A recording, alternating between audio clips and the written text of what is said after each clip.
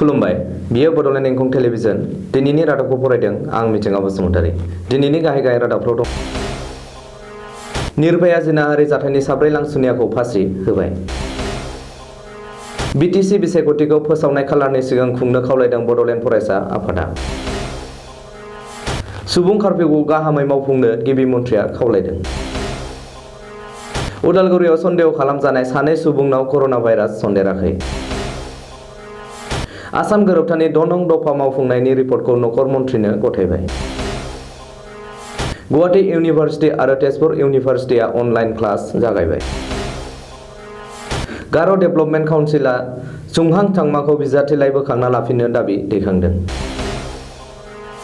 साहा गुवाहाटीयाव उन्दै बैसोनि हिन्जावसाखौ हानजायारि जिनाहारि खालामदों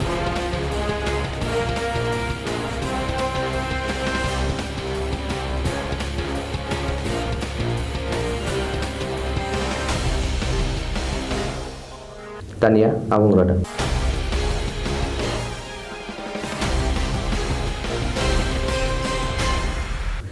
7 बोसोर 3 दाननि उनाव निर्भया जिउमा आरो बेनि नखरनि सोद्रोमाफोरा दिनै न्याय मोनबाय 2012 मायथाइयाव हादोरनाङै सोमावग्लुंनाय निर्भयाखौ जिनाहारि खालामनाय जाथायनि दायनिगिरि साब्रै लांसुनियाफोरखौ फासि होबाय साब्रै लांसुनिया मुकेश सिंह बिनय शर्मा अक्षय ठाकुर आरो पवन गुप्तामोनखौ दिनै फुंनि 5:30 रिंगायाव तिहार जेलाव फासि होबाय फासि होनायनि नेम बादियै साब्रैबो लांसुनियाफोरखौ मोनसे समावनो फासि होनानै 30 मिनिट सम दौलेङावनो आलायनानै दोनो आरो उनाव बोख्लायनानै डाक्टरा आनजाद नायनानै जिउ गोमाबाय होननानै फोसावो ओरैहाय फासिनि गोदान आयेन बादियै फासि होजानाय साब्रैबो लांसुनियाफोरखौ पस्टमार्टम खालामनायनि उनावसो नखरनि सोद्रोमाफोरनो गथायनानै होयो सुलुङाव मिथिनो मोननाय बादिब्ला फासि होनायनि सिगां जेल खुंथाया बिसोरनो साहा लोंनो खाबु होदोंमोन आरो दुगैस्रांनो खावलायदोंमोन नाथाय बिसोरनि सासेबो साहा लोंनो आरो दुगैनो राजि जायाखैमोन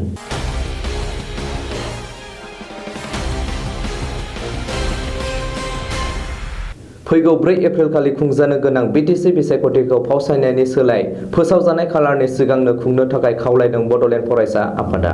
जों बेखौनो खावलायगोन आसाम सरकार आरो स्टेट इलेक्शन कमिशनारखौ बिथांमोना गोख्रों प्रोटेक्टिभ मेजार्स होबथानायनि राहा लानानै जे बिटिसिनि बिसायख'थि बेखौ जे आगोलाव फोसावखानाय जानाखि दिन आरो थारिख बे थारिखआवनो फाथिनांगौ नङाब्ला बेखौ आवगायनानै लाबोनांगौ दिनै सानजौफुआव मोनसे खौरांगिरि मेल खुंनानै बे बाथ्राखौ बानबुंथियो बडोलेण्ड फरायसा आफादनि आफादगिरि सोगोमसार बसुमतारिया बबेखानि मुलुगनाङै गिख्रंथाव कर'ना भाइरासनि साग्लोबनाया बडोलेण्डआवबो सन्देरनो हागौ बेनि थाखाय सरासनस्रा रायजोफोरखौ सांग्रां जानो थाखायबो सोगोमसार बसुमतारिया खावलायदों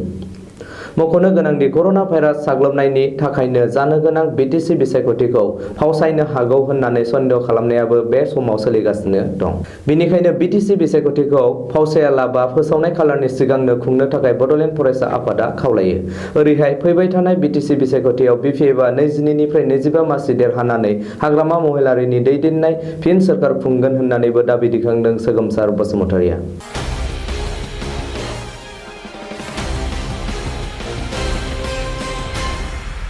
भारत हादरावबो कर'ना भाइरासआ गिख्रंथाव महर लाना साग्लोबनायखौ नोजोर होनानै आरो बेनिफ्राय रैखा मोननो थाखाय रबिबारखालि फुंनि 7 रिंगानिफ्राय मोनाबिलि 9 रिंगासिम हादोरनाङै जनता कारफिउ एबा सुबुं कारफिउ हांख्रायदों गाहाय मन्थ्रि नरेन्द्र मदिया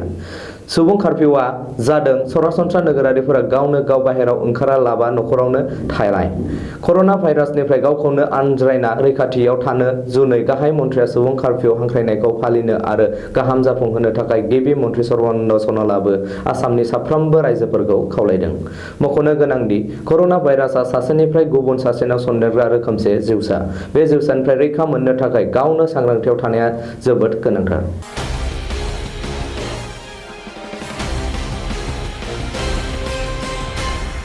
उदालगुरि सिभिल हस्पिटालाव आइसोलेसनाव दोननाय सानै सुबुंनाव कर'ना भाइरास सन्देराखै गुवाहाटी मेडिकेल कलेजआ बे रिपर्टखौ दिनै फोसावबाय मख'नो गोनांदि कर'ना भाइरासजों सन्देरजानाय बेरामिनि आखुथायफोरखौ नुनायनि उनाव माजुलिनि सिमन एक्का आरो उदालगुरि भैरबकुन्दानि हरेनजिक बर्मनखौ कर'ना भाइरास सन्देरनाय होननानै सन्देह खालामदोंमोन आरो आइसोलेसनाव दोननानै बिसोरनि थै सेम्पुलखौ गुवाहाटी मेडिकेल देहा फाहामसालियाव आनजाद नायनो दैथायहरदोंमोन सुलुङाव मिथिनो मोननाय बायदिब्ला बावैसो सान सिगां सिमन एक्का सारकाया केरालानिफ्राय आरो हरेन बर्मनआ बेंगालरनिफ्राय उदालगुरियाव फैदोंमोन। ओरैहाय सिम आरो हरेनखौ सन्देह खालामनायनि उनावनो ओनसोलाव बयनिबो गोसोआव गिखांनाय सोमजिदों होननानैबो मिथिनो मोन्दों।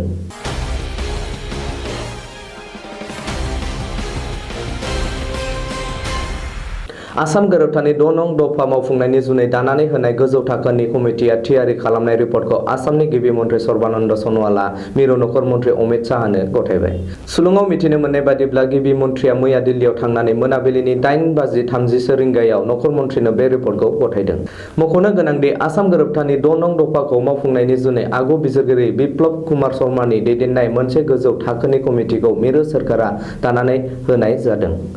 बेखौबो मख'नांगोन दि दानानै होजानाय कमिटिया थियारि खालामनाय जोबथा रिपर्टखौ थांनाय 25 फेब्रुआरि खालिनो गिबि मन्थ्रिनो गथायनाय जादोंमोन।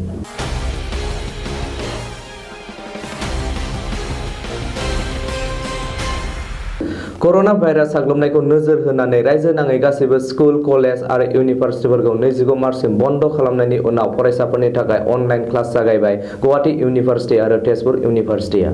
सुलुङाव मिथिनो मोननाय बायदिब्ला दिनै तेजपुर इउनिभार्सिटिनि मास कमिउनिकेसन एन्ड जार्नालिज्म बिफाना दिनै फरायसाफोरनि थाखाय भिडिअ लेक्सारनि जोहै अनलाइन क्लास खालामदों।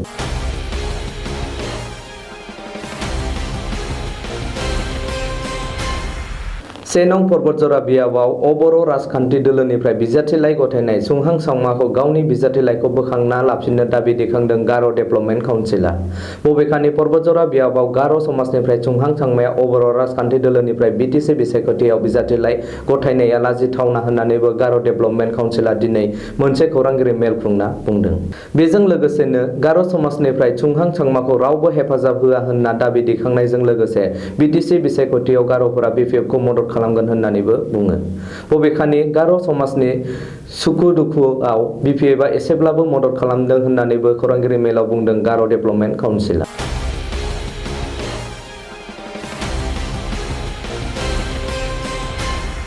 निरभया जिनाहारि जाथायनि सा 4 दायनिगिरिफोरखौ फासि होनाय सानखालिनो दिनै साहा गुवाहाटीआव हानजायारि जिनाहारि खालामनाय जाथाया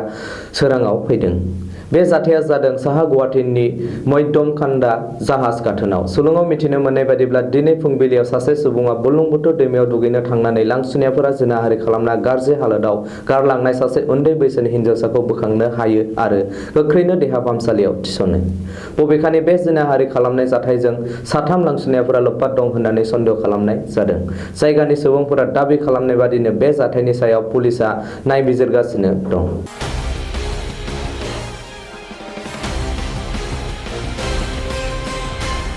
दिनैनि रादाबा एसेनोसै। गोजोन्थों।